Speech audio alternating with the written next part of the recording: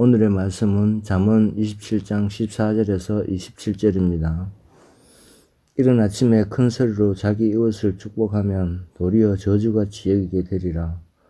다투는 여자는 비 오는 날에 이어 떨어지는 물방울이라.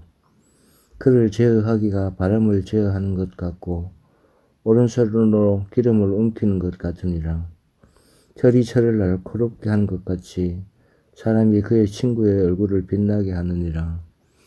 무화과 나무를 지키는 자는 그 과실을 먹고 자기 주인에게 시중드는 자는 영화를 얻느니라. 물에 비치면 얼굴이 서로 같은 것 같이 사람의 마음도 서로 비치느니라. 수월과 아바도는 만족함이 없고 사람의 눈도 만족함이 없느니라. 도가니로 은을, 풀무로 금을, 칭찬으로 사람을 단련하느니라. 미련한 자를 곡물과 함께 절구에 넣고 공의로 찌를지라도 그의 미련은 벗겨지지 아니하느니라. 내 양떼의 형편을 부지런히 살피며 내 소떼에게 마음을 두라. 대저 재물은 영원히 잊지 못하나니 멸관이 어찌 대대에 있으랴. 풀을 벤 후에는 새로움이 돋나니 산에서 꼴을 걸을 것이니라. 어린 양의 털은 내 옷이 되며 염소는 밭을 사는 값이 되며 염소의 젖은 넉넉하여 너와 내 집에 음식이 되며 내 여종이 먹을 것이 되느니라. 아멘. 오늘 본문 17절의 말씀입니다. 철이 철을 날카롭게 하는 것 같이 사람이 그의 친구의 얼굴을 빛나게 한다고 합니다. 철이 철을 날카롭게 할 때는 부딪힐 때입니다. 서로 부딪히며 날카롭게 다듬어 가듯 우리도 서로 영향을 주고받으며 살아간다는 사실을 알려주고 계십니다. 선한 영향력이든 그렇지 않든 간에 어쨌든 우리는 서로 연관되어 살아가고 있습니다.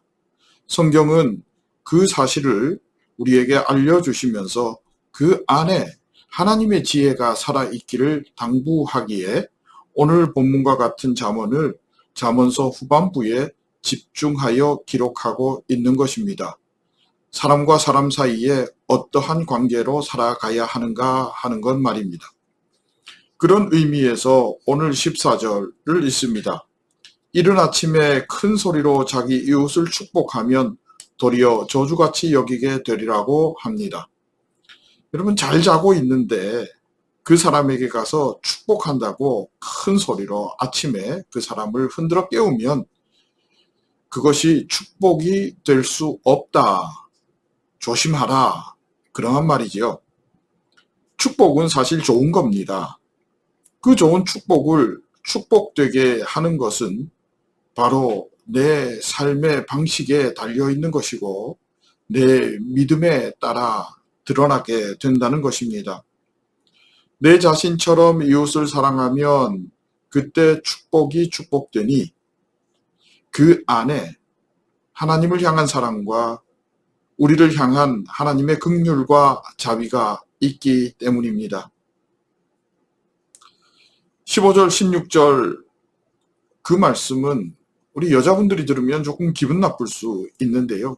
이 당시에는 많은 글들을 남자들이 썼기 때문에 여자라고 표현을 했으나 여러분, 다투는 남자 역시도 이에 해당됩니다.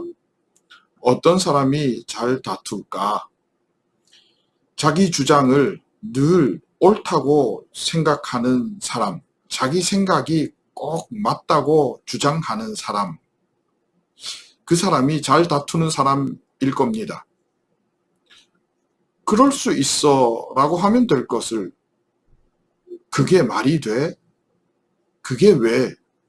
여러분, 그러면 다툴 수밖에 없는 겁니다. 마음에 불편함이 생기기 때문이죠.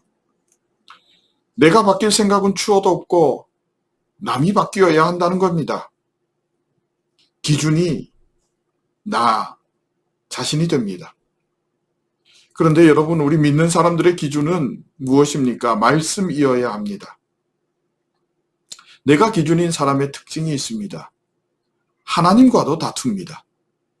그래서 하나님을 가해자로 만들어버립니다. 하나님께서 안 해주셨다는 거예요. 하나님께서 내 뜻대로 그렇게 허락하지 않으셨다는 겁니다. 여러분, 내가 아닌 말씀이 기준 되기를 축복합니다. 나도 틀릴 수 있고 또 나도 끊임없이 변해야 하는 그러한 존재라는 것을 잊지 않기를 바랍니다. 나도 사단의 그 계략에 언제든지 넘어질 수 있는 사람인 것을 잊지 않기를 바랍니다. 21절의 말씀은 사람은 칭찬으로 아름답게 변한다 합니다. 여러분, 감탄과 감격이 사람을 변화시킨다는 말과 같지 않을까요? 감동이 그 사람을 변화되게 한다는 말이 될 것입니다.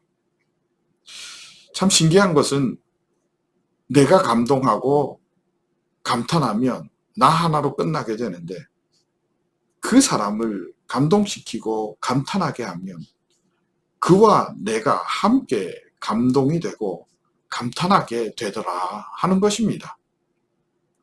그렇다면 여러분, 우리 주님을 감동시키면 어떻게 될까요? 그 결과는 저는 모릅니다. 왜냐하면 가늠이 안 되기 때문입니다.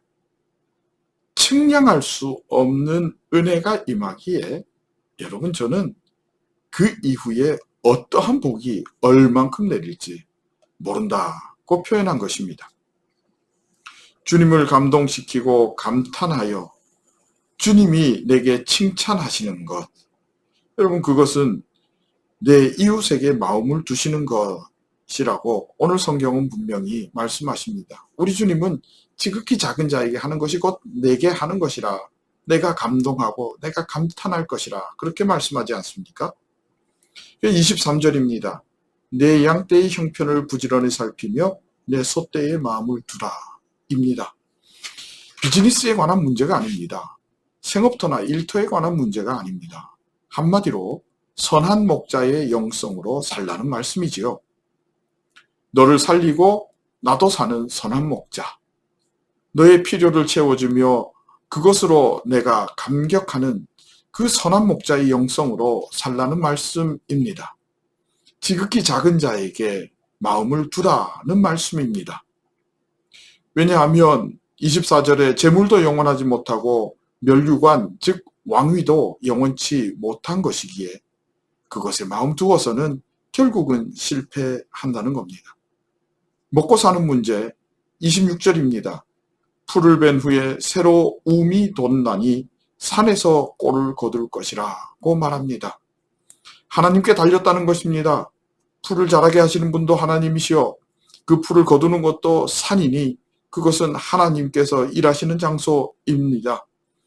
하나님께서 주셔야 얻는 것임을 잊지 말고 사꾼이 아닌 선한 목자처럼 살아내어야 한다고 오늘 성경은 우리에게 강조하십니다.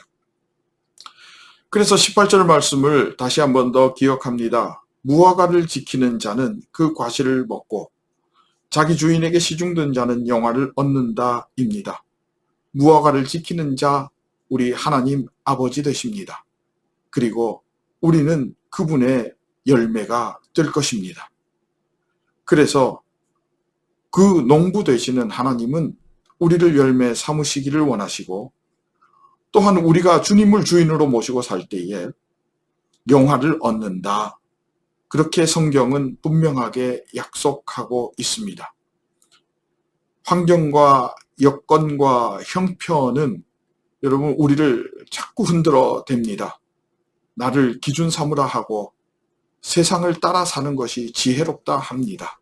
그러나 말씀을 따라 살며 주님을 시중 들고 주님을 감격하게 하며 선한 목자의 영성으로 살아내기를 진심으로 소망하고 축복합니다.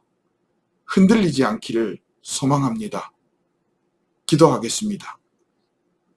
하나님 감사합니다. 우리 모두 하나님의 감탄이 되기를 원합니다. 선한 목자의 영성으로 이 땅에서 승리하며 오직 주께 영광 돌리기를 원하오니 하나님 은혜 부어 주옵소서. 예수님의 이름으로 기도합니다. 아멘.